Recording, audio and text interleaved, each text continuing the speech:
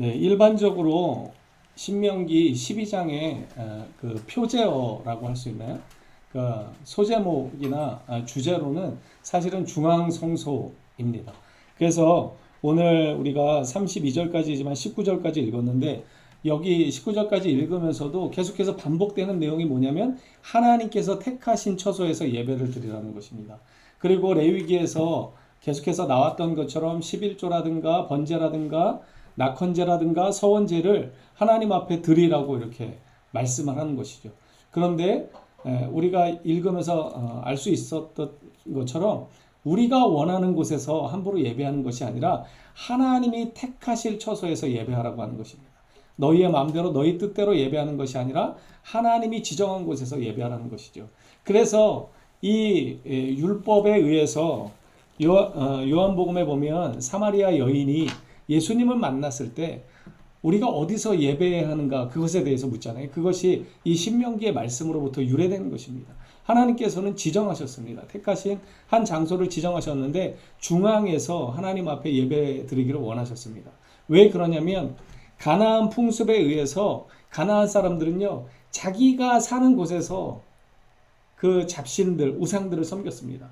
그래서 너무나 많은 다신을 섬기고 있었을 뿐만 아니라 그 신들이 가지고 있는 그 특징들을 무분별하게 이렇게 생활 가운데 받아들이다 보니까 성적으로도 대단히 무너지는 그러한 결과를 초래했던 것이죠. 그래서 하나님께서는 신앙의 순수성을 지킬 수 있도록 하기 위해서 한 장소를 택하신 것입니다. 그래서 먼저 우리는 이 본문을 통해서 우리의 뜻대로 예배하는 것이 아니라 오직 예배를 드릴 때는 하나님의 뜻대로 하나님의 방법대로 하나님께서 원하시는 뜻에 따라 예배를 드려야 한다는 것을 기억할 필요가 있습니다.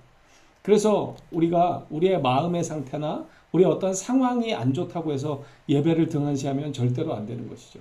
예배는 주님을 위한 것임을 기억해야 합니다. 많은 분들이 이렇게 잘못 생각하는 경향이 있는데 예배를 통해서 내 마음이 무언가 위로를 얻고 만족을 얻고 기쁨이 회복되면 그것이 잘 드려진 예배다라고 이렇게 간주하는 경향이 있습니다. 예배는 그런 것이 아닙니다. 우리의 감정에 전혀 상관없이 하나님이 받으시는 예배가 그것이 진정한 예배가 되는 것입니다. 나는 슬프고 여전히 마음이 답답하고 그럴지 모르지만 우리가 진심을 다해 하나님 앞에 나아가고 하나님을 찾고 하나님의 영광을 찬양하는 그곳이 바로 예배가 되는 것입니다. 하나님께서는 그러한 차원에서 신앙의 순수성을 지킬 수 있도록 그리고 인본주의에 물들지 않은 신본주의의 예배를 드리라고 오늘 우리에게 이렇게 말씀하시는 것입니다. 그래서 1절에 보면 뭐라고 말씀하십니까? 1절 중반절 이하에 보면 너희가 평생에 지켜 행할 규례와 법도다 이렇게 이야기합니다. 잠깐 지키다가 그러한 규례와 법도가 아니라 평생 동안 살아있는 동안에 생명이 유지되는 동안에 계속해서 지켜야 하는 것임을 우리에게 말씀하십니다. 예배는 잠깐 드리다가 마는 것이 아닙니다. 내 상황이 좋아졌을 때 예배를 드리고 내 상황이 나빠졌을 때는 쉬는 것이 예배가 아니라 우리 생명이 붙어있는 한 드리는 것이 예배입니다. 그래서 시편 150편에도 보면 뭐라고 그랬습니까? 호흡이 있는 자마다 여호와를 찬양하라고 말씀하셨습니다. 명령하셨습니다. 호흡이 있는 사람들이라면 오직 여호와를 찬양하고 예배하는 믿음의 사람들이 되어야 하는 것입니다. 그래서 여기 2절부터 보시면 너희가 쫓아낼 민족들이 그들의 신들을 섬기는 곳은 높은 산이든지 작은 산이든지 푸른 나무 아래든지를 막론하고 그 모든 것을 너희가 마땅히 파멸하라. 우상을 섬기는 그 장소를 다 멸하라고 하는 것입니다. 이것은 어떠한 의미가 있냐면 당시에 가나안 7족속을 비롯해서 그 땅에 사는 거민들이 이렇게 우상 숭배에 깊이 빠져 있었다는 것을 전제하고 있는 것이죠. 그래서 그곳에 가면 이러한 것들을 다 멸하라고 하는 것입니다. 3절도 보십시오. 그 제단을 헐며 주상을 깨뜨리며 아세라상을 불사르고 그 조각한 신상들을 찍어 그 이름을 그곳에서 멸하라. 우상 숭배의 잔재들을 완전히 멸하실 것을 주님은 말씀하십니다. 4절도 마찬가지입니다. 너희 하나님 여호와께는 너희가 그처럼 행하지 말고 5절 함께 읽어볼까요? 시작. 오직 너희의 하나님 여호와께서 자기의 이름을 두시려고 너희 모든 지파 중에서 택하신 곳인 그 계실 곳으로 찾아 나아가서 우상숭배의 본거지들을 다 멸할 뿐만 아니라 너희들은 그렇게 하지 말라고 4절에서 말씀하고 난 이후에 5절에서 너희의 하나님 여호와께서 자기의 이름, 하나님의 이름을 두시기 위해서 하나님이 택하신 그 장소로 나아가라고 하는 것입니다. 그리고 6절에 보면 너희의 번제, 제물, 11조, 거제, 서원제, 낙헌예물, 소와 양이 처음 난 것들을 너희는 그리로 가져다가 다른 곳으로 가져갈 것이 아니라 하나님이 원하시는 그 장소로 가져가라고 하는 것입니다. 이것은 철저하게 사람 중심이 되어서는 안 된다는 것을 이야기하는 것입니다. 우리가 계속 말씀드리지만 인본주의에 입각해서 살아갑니다. 우리가 살아가는 이 세대가 세상이 다 사람 중심의 사회를 꿈꾸죠. 그리고 사람이 존중받고 사람이 높아지는 것, 이것이 가장 아름다운 세상이라고 생각합니다. 물론 맞습니다.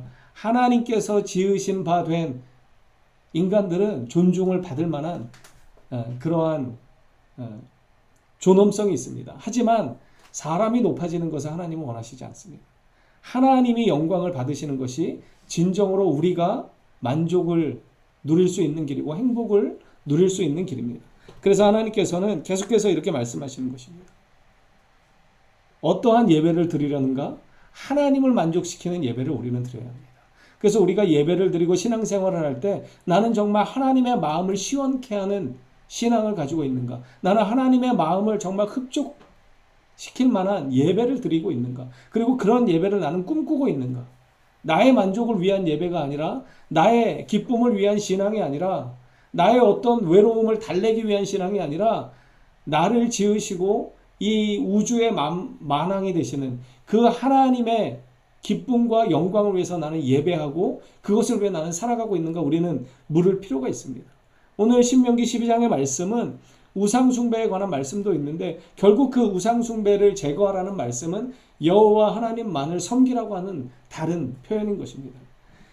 자, 6절의 말씀을 다시 한번 보시면 그래서 거기로 가져다가 드리고 7절에 거기 곧 너희의 하나님 여호와 앞에서 먹고 너희의 하나님 여호와께서 너희의 손으로 수고한 일에 복주심으로 말미암아 너희와 너희의 가족이 즐거워할지니라. 우리가 19절까지 읽으면서 택하신 곳에서 예배하라고 하는 것이 3번 등장하는데 오늘 여기에 나오는 즐거워하라는 이 문장도 3번 등장합니다. 7절에 나오고요. 12절의 말씀을 한번 볼까요? 12절에도 나옵니다. 너희와 너희의 자녀와 노비와 함께 너희 하나님 여호와 앞에서 즐거워할 것이. 18절에도 이렇게 이어지죠. 오직 내 하나님 여호와께서 택하실 곳에서 내 하나님 여호와 앞에서 너는 내 자녀와 노비와 성중에 거주하는 레위인과 함께 그것을 먹고 또 내 손으로 수고한 모든 일로 말미암아 내 하나님 여호와 앞에서 즐거워. 이렇게 기록합니다. 여러분 하나님 앞에서 즐거워하라고 이렇게 명령하십니다. 그리고 혼자 즐거워하는 것이 아니라 이웃과 그리고 노비까지도 함께 즐거워하라고 이렇게 말씀하십니다. 오늘 본문을 통해서 주님은 인본주의의 예배가 아니라 하나님 중심의 예배를 드리시기를 원하신다 이렇게 말씀하십니다. 그래서 우상 숭배에 대해서 철저하게 멸할 것을 명령하셨죠. 그런데 안타깝게도 열왕기의 이야기를 보면 이렇습니다. 열왕기상 14장에 보면 유다가 여호와 보시기에 악을 행하되 그의 조상들이 행한 모든 일보다 뛰어나게 하여 그러니까 그 전에도 또 우상 숭배가 있었다는 말씀이겠죠. 그 범한 죄로 여호와를 노엽게 하였으니 이는 그들도 산 위에와 모든 푸른 나무 아래에 산당과 우상과 아세라상을 세웠습니다. 그 땅에 또 남색하는 자가 있었고 여호와께서 이스라엘 자손 앞에서 쫓아내신 국민의 모든 가증한 일을 무리가 본받아 행하였더라. 이게 누구의 이야기냐면요. 솔로몬의 아들의 이야기입니다. 르호보암 때 이 하나님께서 신명기를 통해서 모세를 통해서 분명히 이러한 것들을 멸할 뿐만 아니라 너희들은 그렇게 행하지 말라고 콕 집어서 말씀하셨습니다. 그런데 그 콕 집어서 말씀하셨던 그 모든 그 율례들을 완전히 뒤집어서 그대로 행하고 있는 모습을 우리는 볼 수 있습니다. 참 안타까운 모습이죠. 분명히 하나님께서 하나, 둘, 셋, 넷 이렇게 너무나 자세하게 세밀하게 그 땅에 가거든 이러한 일들이 있을 텐데 그것들을 다 멸할 뿐만 아니라 너희는 그렇게 하지 말고 내가 택한 그 장소에 너희의 11조와 헌물과 낙헌제와 서원 제물을 가져다가 하나님 앞에 드려라 이렇게 말씀을 하셨음에도 불구하고 그 위대한 왕인 솔로몬의 아들이 지금 어떠한 짓을 저지르고 있냐면 그 산과 산당과 우상과 아세라상을 세워버리는, 멸하는 것이 아니라 오히려 그 땅에 우상을 세우는 이 엄청난 죄를 저지르고 있다는 사실입니다. 열왕기하 17장 9절 이하에도 거의 다르지 않은 또 죄악상이 고백되어 있습니다. 이스라엘의 자손이 점차로 불의를 행하여 그 하나님 여호와를 배역하여 모든 성읍의 망대로부터 견고한 성에 이르도록 산당을 세우고 모든 산 위에와 모든 푸른 나무 아래에 목상과 아세라상을 세우고 또 여호와께 그들 앞에서 물리치신 이방 사람같이 그곳 모든 산당에서 분향하며 또 악을 행하여 여호와를 경노하게 하였으며 또 우상을 섬겼으니 이는 여호와께서 그들에게 행하지 말라고 말씀하시니라. 이 열왕기하 17장은요 아마 그 므낫세 시대에 있었던 일인 것으로 제가 기억하고 있습니다. 히스기야의 아들인 이 므낫세는 55년 동안 이 왕으로 등극하면서 엄청난 악행을 저질렀는데 이렇게 하나님께서 멸하라고 명령하신 그 모든 명령을 완전히 바꾸어서 우상을 숭배하고 이렇게 이스라엘 백성을 우상 숭배의 죄악 가운데로 몰고 갔던 장본인. 이렇게 하나님께서 분명하게 명령하셨고 금하셨음에도 불구하고 왜 이런 일이 있었을까요? 하나님을 온전히 신뢰하지 못했기 때문입니다. 그리고 하나님께서 주신 것으로 완전한 만족을 누리지 못했기 때문입니다. 여러분, 우리가 신앙생활하면서 늘 갈급해할 때가 있습니다. 그런데 갈급해하는 게 너무나 감사한 것이고 좋은 것입니다. 주님의 은혜에 대한 갈급함은 너무나 감사한 것이고 고귀한 것입니다. 그런데 우리는 하나님의 놀라운 은혜를 깊이 경험했음에도 불구하고 늘 갈급해할 때가 많이 있습니다. 어떤 것에 대해서 갈급해하죠? 세상의 것에 대해서 갈급해합니다. 그래서 우리는 그것 때문에 가슴을 치며 주님 앞에 눈물을 흘리며 기도할 때가 많이 있습니다. 우리가 계속해서 새벽에 시편 말씀을 나누고 있는데 이 시편 기자의 위대함은 무엇이냐면요, 이 세상의 것들 때문에 별로 울지 않는다는 것입니다. 세상의 엄청난 위협과 고난 가운데서도 하나님 한 분만으로 만족하고 하나님만을 바라보고 하나님의 은혜를 구하고 있다는 사실입니다. 여러분, 우리는 어떻습니까? 우리는 무엇 때문에 기도하고 무엇 때문에 가슴을 치고 무엇 때문에 주님 앞에 눈물을 흘리고 있습니까? 우리는 하나님의 은혜를 더 깊이 경험하게 해달라고, 하나님을 더 알게 해달라고, 하나님을 더 사랑할 수 있는 마음을 달라고, 그런 것 때문에 가슴 아파하거나 갈급해야 하기보다는 하나님이 주시는 은혜의 한쪽 부분인 이 세상의 물질과 내가 살아가는 데 필요한 이러한 외적인 환경들 때문에 참 갈급해할 때가 많이 있는 것 같습니다. 그래서 하나님이 충분히 주셨음에도 불구하고 우리는 늘 목말라 할 때가 있다는 사실이죠. 하나님은 우리에게 충분히 주셨음에도 불구하고 우리는 그것으로 만족하지 못할 때가 많이 있다는 사실입니다. 그래서 그 결과가 결국은 하나님이 명하신, 하나님이 금하신 이 우상숭배의 죄악 가운데로 이들을 몰고 갔다는 것을 우리는 기억할 필요가 있습니다. 여기에 열거된 제가 말씀드렸던 열왕기상과 열왕기하에 그리고 사사기를 비롯해서 여러 성경에서 계속해서 우상숭배의 죄악들을 고발하는데 이 우상숭배의 온상이 된 것은 타락한 우리의 마음이었습니다. 이스라엘의 마음이었습니다. 그들의 어떠한 마음이었습니까? 하나님이 주신 것으로 만족하지 못하는 것입니다. 하나님이 주신 것으로 이미 충분히 넘치고도 남음이 있는데 거기에 만족하지 않는다는 사실입니다. 우리는 광야 생활을 지나오는 이스라엘의 모습에서 그것들을 너무나 쉽게 발견했습니다. 물이 없어서 목말라 할 때 주님은 물을 주셨고 그들이 먹을 것이 없다고 불평할 때 만나를 주셨고 고기를 먹고 싶다고 할 때 메추라기를 주셨습니다. 그럼에도 불구하고 그들은 계속해서 하나님께 원망했습니다. 모세를 원망했습니다. 그것이 바로 우상숭배의 온상이 된 타락한 마음입니다. 하나님이 주신 것으로 만족하지 못하는 마음, 그것 때문에 결국은 이들은 아스타롯이나 이 바알이라든가 이 풍요의 신이라고 하는 것들을 섬기기에 주저함이 없었던 것입니다. 여러분, 우리 자신을 돌아볼 필요가 있습니다. 나는 하나님이 주신 것으로 만족하고 살아가는가? 정말 오늘 이 은혜만으로 족하고 살아가는가? 나는 믿음을 가지고 살아가는 것 때문에 오늘도 감사하고 있는가? 우리는 돌이켜볼 필요가 있습니다. 우리가 정말 주님 앞에 예배할 때 무엇 때문에 갈급해하고 있는지, 내가 무엇 때문에 주님 앞에 나와 기도하고 있는지 돌이켜보시기를 소망합니다. 그리고 하나님을 높이기 위해서 내가 기도하고 있는가, 예배하고 있는가, 그 자리로 회복해야 합니다.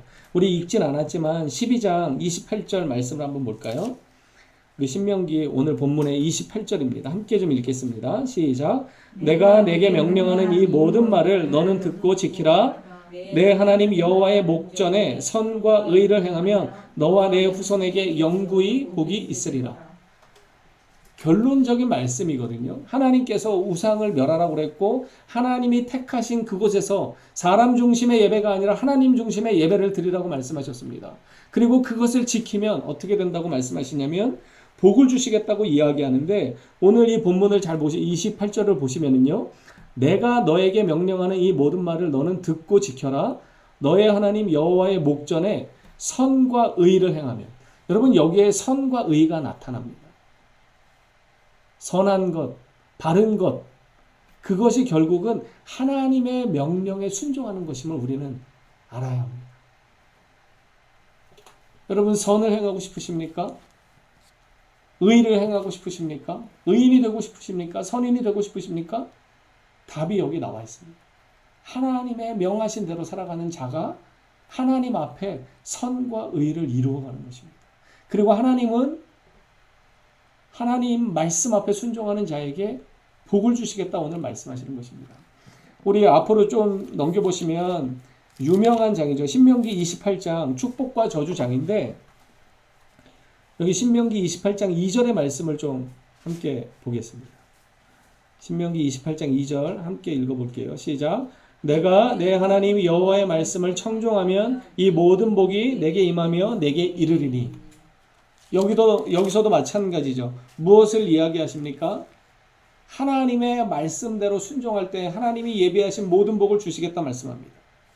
우리가 잘 아는 것처럼 여기 신명기 28장은 나가도 복을 받고 들어가도 복을 받고 모든 하나님의 말씀 앞에 순종하고 청종하는 자의 모든 손에 닿는 것마다 하나님께서 복을 주시겠다고 말씀하십니다. 오늘 우리 7절의 말씀을 다시 한번 보시면요, 7절에 이렇게 기록합니다. 너희의 하나님 여호와께서 너희의 손으로 수고한 일에 복 주심으로 인해서, 우리가 수고했지만 그 수고한 것에 하나님의 복이 임했다는 것입니다. 그런데 우리 아까 읽었던 것처럼 앞부분에 어떠한 내용이 있습니까? 우상 숭배하는 것을 멸하라고 말씀하셨습니다. 그리고 온전히 하나님만 바라보고 하나님을 신앙하라고 말씀하셨습니다. 그 말씀을 지켜 나아갈 때 하나님께서 우리가 수고하는 그 수고의 손길에 복을 더하신다 말씀하시는 것입니다.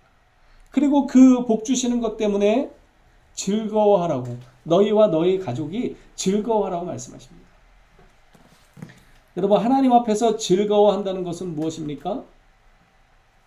만족한다는 것을 이야기합니다. 아까 제가 우상 숭배의 그 원인이 어디 있는가? 하나님이 주신 것으로 만족하지 못하는 그 타락한 마음에 있다고 말씀드렸습니다. 즐거워하라고 오늘 3번에 걸쳐서 말씀하시는데, 다른 본문에도 이 신명기에는 즐거워할 것을 대단히 많이 강조하셨습니다. 신명기 14장 26절을 보면요, 내 마음에 원하는 모든 것을 그 돈으로 사되 소나 양이나 포도주나 독주 등 내 마음에 원하는 모든 것을 구하고 거기 내 하나님 여호와 앞에서 너와 내 권속이 함께 먹고 즐거워할 것입니다. 그럼 제사의 자리로 나오기를 주님이 청하신 다음에 거기서 즐거워하라고 하는 것입니다. 신명기 16장 11절도 우리 한번 좀 찾아볼까요? 신명기 16장 11절입니다. 함께 읽겠습니다. 시작.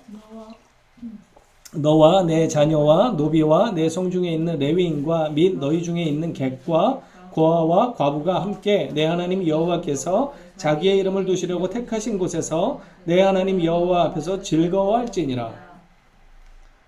여러분, 예배의 자리로 주님이 부르신 다음에 그곳에서 기뻐하고 즐거워하라고 말씀하시는 것입니다.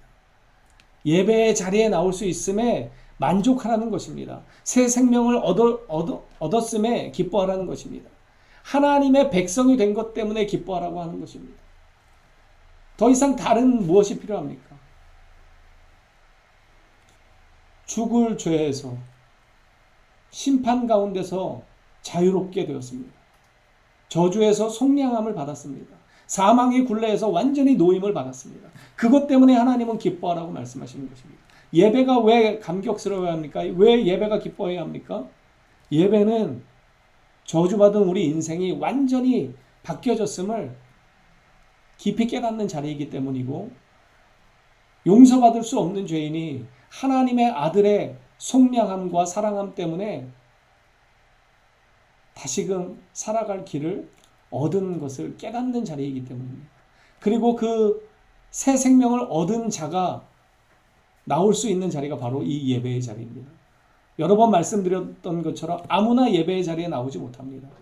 우리의 생각 같아서는 끌어다 놓으면 예배 드릴 수 있을 것 같지만, 여러분, 아바 아버지라고 부를 수 있는 사람은 성령의 은혜를 체험한 사람들만 하나님을 아바 아버지라 부를 수 있는 것입니다. 여러분, 기도하는 중에 하나님을 어떻게 부르십니까? 아버지라고 부르시지 않습니까? 아버지 도와주십시오. 그것이 성령의 인침을 받았다는 증거입니다. 아무나 예배의 자리에 앉아 있을 수가 없는 것입니다. 그래서 하나님은 계속해서 우리에게 즐거워하라고, 기뻐하라고, 만족하라고 이렇게 말씀하시는 것입니다. 여러분, 즐거워하는 것이 왜 중요합니까? 하나님이 주신 그 은혜로 나는 만족하고 있다는 신앙을 고백하는 것입니다. 더 이상 다른 것이 필요하지 않습니다. 시편 기자가 고백하는 것처럼 하나님 성전에서 하루를 사는 것이 다른 곳에서 1000년 사는 것보다 더 낫다, 그러한 고백을 올려드리는 것처럼 우리가 주님 한 분만으로 만족하는 참된 신앙을 고백하는 사람들이라면 하나님 때문에 기뻐할 수 있어야 하는 것입니다. 하나님이 나에게 베풀어 주신 은혜 때문에, 그것 때문에 더 이상 나에겐 결핍이 없어졌음을, 더 이상 필요치 않음을 우리는 깨달아야 하는 것입니다. 그럴 때 어떻게 합니까? 즐거워할 수 있는 것입니다. 예배가 즐거운 자로 살아가는 은혜가 우리 가운데 있게 되기를 축복합니다. 여러분, 이 예배가 살아나야 합니다. 예배가 축제가 되고, 예배가 기쁨이 되고, 예배가 찬양이 넘쳐나는 예배가 될 때 여러분, 하나님이 이것을 받으십니다. 이것이 하나님이 원하시는 하나님 중심의 예배인 것입니다. 이사야 35장 10절도요, 이런 고백이 있습니다. 여호와의 속량함을 받은 자들이 돌아오되 노래하며 시온에 이르러 그들의 머리 위에 영영한 희락을 띠고 기쁨과 즐거움을 얻으리니 슬픔과 탄식이 사라집니다. 여러분, 우리에게는 이 슬픔과 탄식이 사라져 버렸습니다. 우리에게 이미 기쁨과 영원한 생명의 날이 예비되었습니다. 그렇기 때문에 우리는 기뻐할 수 있는 것입니다. 너무나 많은 성경들이 이것을 우리에게 말씀합니다. 우리 시편 33편 1절에 보니까요, 이런 고백이 있더라고요. 너희 의인들아 여호와를 즐거워하라. 찬송은 정직한 자들이 마땅히 할 바로다. 찬송은요, 정직한 자들이라면 마땅히 해야 된다는 거예요. 하나님의 은혜를 힘입은 자들이라면 마땅히 하나님 앞에 찬송해야 한다는 것입니다. 기뻐해야 하고 만족해야 하고 즐거워해야 한다는 것입니다. 우리 너무나 유명한 구절이 있죠. 고린도후서 6장 9절과 10절에 보면 이런 고백이 있습니다. 무명한 자 같으나 유명한 자요, 죽은 자 같으나 보라 우리가 살아있고 징계를 받는 자 같으나 죽임을 당하지 아니하고. 여러분, 믿으십니까? 우리가 무명한 자입니다. 세상 사람들이 우리를 알아주지 않죠. 하지만 우리는 세상에서는 무명할지 모르지만 하나님 앞에서 유명한 자입니다. 하나님이 우리의 이름을 기억해 주시기 때문입니다. 우리가 죽은 자 같지만 우리는 살아있는 자입니다. 예수 안에서 영원한 생명을 얻었기 때문입니다. 징계를 받는 것 같은 고단한 삶을 살아가는 것 같지만, 그렇지만 우리는 절대로 죽임을 당하지 않습니다. 왜냐하면 우리에게는 영원한 생명이 이미 주어졌기 때문입니다. 십자가의 은혜가 우리에게 이미 주어졌기 때문입니다. 근심하는 자 같지만 항상 기뻐할 수 있는 이유가 무엇입니까? 우리 안에 예수의 생명이 있기 때문입니다. 하나님이 우리의 아버지가 되셨기 때문입니다. 그래서 우리는 어떠한 상황에서도 만족할 수 있고 기뻐할 수 있어야 합니다. 하나님은 오늘 우리에게 그러한 예배를 드리라고 말씀합니다. 즐거워하라. 너와 너의 가족들이 나와 하나님 앞에 예배하고 즐거워하라고 말씀합니다. 여러분, 주님 때문에 만족하는 인생, 하나님은 그것을 원하십니다. 하나님 한 분만으로 기뻐하고 뛰는 인생, 춤추는 인생, 그것이 우리를 향하신 하나님의 바람이십니다. 여러분, 다른 것 구하지 마십시오. 우리가 살아가면서 필요한 것들 주님이 반드시 채워주십니다. 우리를 굶어 죽이실 분이 아니심을 여러분 확신하십시오. 그리고 더 귀한 것, 더 거룩한 것, 더 영원한 것을 구하는 저와 여러분이 되었으면 좋겠습니다. 그래서 언제 어느 상황에서든지 하나님 앞에서 살아갈 수 있음 때문에 기뻐하고 즐거워하고 그 하나님을 목소리 높여 찬양하는 저와 여러분 되기를 간절히 소망합니다. 기도하겠습니다. 사랑과 은혜가 풍성하신 하나님, 우리에게 새 생명 주셔서 감사합니다.